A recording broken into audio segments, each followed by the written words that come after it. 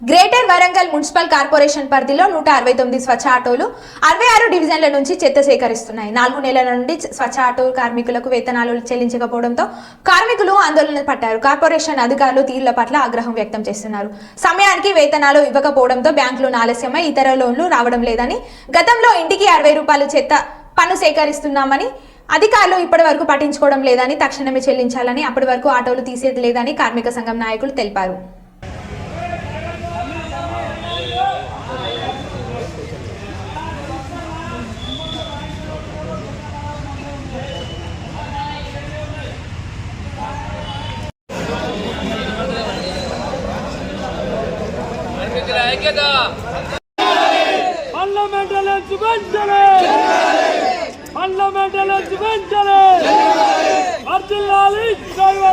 గత 4 నెలల నుంచి మాకు జీతాలు ఇస్తలేదు.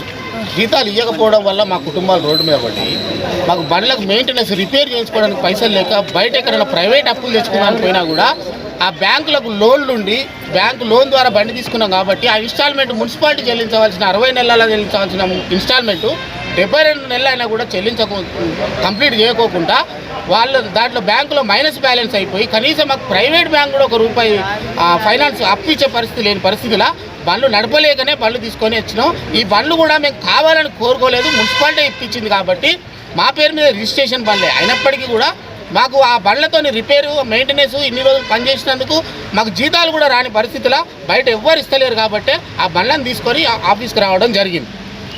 అయితే గత బండ్లు ఇచ్చిన కానుండి కూడా మాకు ₹60 ఇంటికి 60 కుటుంబానికి ₹60 తీసుకొని పనిచేయాలని చెప్పేసి మాకు బండ్లు ఇచ్చిన తర్వాత చెప్పారు. అయితే ఆ ₹60 కోసం మేము పనిచేస్తే ప్రజలంతా కూడా తిరస్కరించి మేము అన్ని ట్యాక్సీలు కడుతున్నాం కాబట్టి మేము ₹60 ఎందుకు ఇవ్వము అని చెప్పేసి వాళ్ళు ససేమిరా వ్యతిరేకించినప్పటికీ మేము అధికారులకు చెప్తే అధికారులు మేము వస్తాము మోటివేట్ చేస్తాము అంటూ మిమ్మల్ని ప్రభుత్వం గుర్తిస్తుంది, ఖచ్చితంగా మీకు ఏదో ఒక సొల్యూషన్ చేస్తుంది, మీరు ఇబ్బంది పడొద్దని చెప్పేసి అదే క్రమంలో 2019 వరకు నెట్టుకొచ్చినాక 19లో కరోనా వచ్చింది. కరోనా వచ్చినప్పుడు మేము అసలే నడపలేని స్థితిలో ఉన్నాము, మేము నడపలేమని చెప్పేసి గట్టిగా వాదనకు బండ్లు ఇక్కడ పెట్టడం జరిగింది. అప్పుడున్న అధికారులు మీకు ప్రభుత్వం గుర్తిస్తుంది, ఈ కరోనా కష్టకాలంలో ప్రజలను ఇబ్బంది పెట్టొద్దు అని అంటే అదే విషయం మీద మేము దృష్టిలో పెట్టుకొని ఆ కరోనా కష్టకాలంలో కూడా మా ఫ్యామిలీని వదిలేసి మేము చాలా ప్రాణాలు కూడా లెక్క చేయకోకుండా కష్టపడి పనిచేసినాము. అయినప్పటికీ మాకు ఒక ₹15,000 జీతంగా ఇస్తానని చెప్పేసి గౌరవ వేతనంగా ఇస్తామని చెప్పేసి అన్నారు.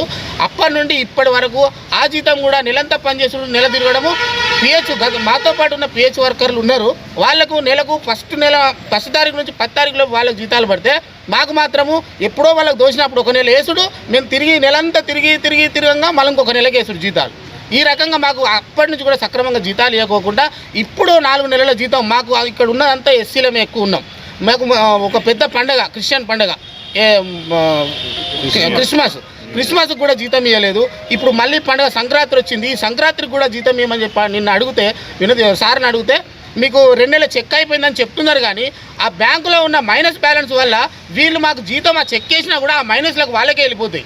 ఇట్లా గతం నుండి 3 సార్లు 4 సార్లు మేము చేసిన కష్టం పైసలు మున్సిపాలిటీ ఇవ్వాల్సింది మాకు ఇవ్వకోకుండా వాళ్ళు కట్టవలసిన ఇన్స్టాల్మెంట్ పైసలకు చెక్ వేయడంతోనే వాళ్ళు కట్ చేసుకోవడం. దీనివల్ల వాళ్ళు వేస్తున్న పేరే కానీ మాకు రావట్లేదు. మా కుటుంబాలు రోడ్డు మీద పడ్డాయి, ఈ బండ్లు మేము నడపలేము.